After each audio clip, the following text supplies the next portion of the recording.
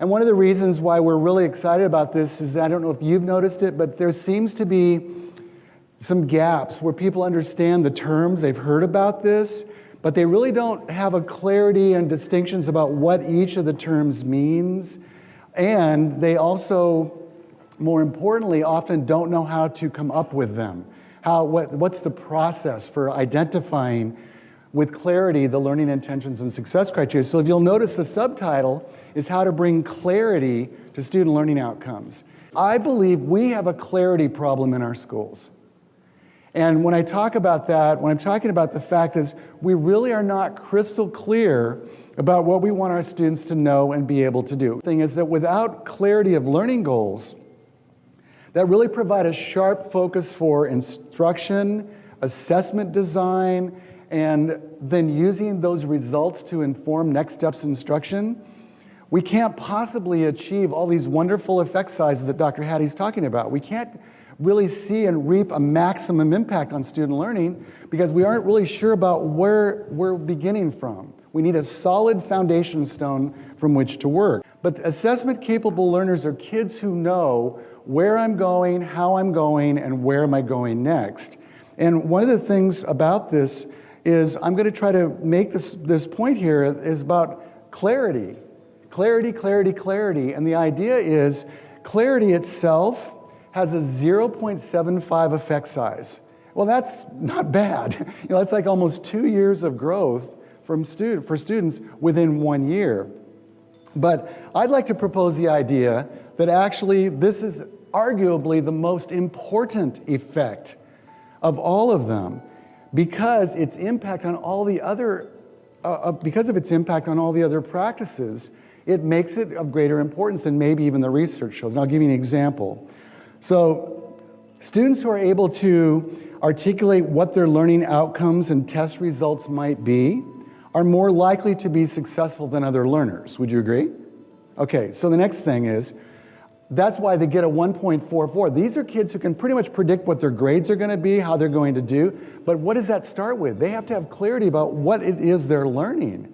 And that's why even though teacher clarity in and of itself wouldn't seem like it's off the charts, it's still critically important for all these other effects. Another example, RTI, response to intervention, is in the top 5, but the idea, think about this, for kids to really have a plan, for teachers to have a plan that will really allow students to close their learning gaps, they have to have the clarity of what they're trying to do, right?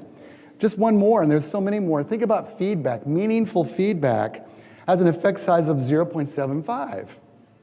If and when, but here's the catcher, if and when what? That feedback is directly related to clear learning outcomes.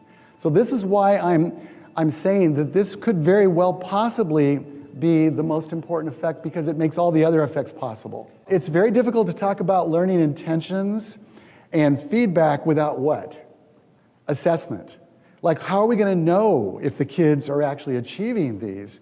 So a lot of the benefits have to do with the fact that this will give us credible evidence of student learning.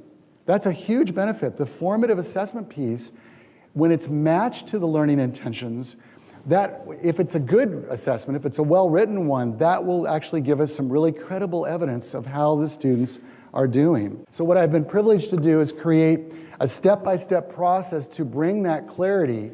And I like to start it first with a single standard.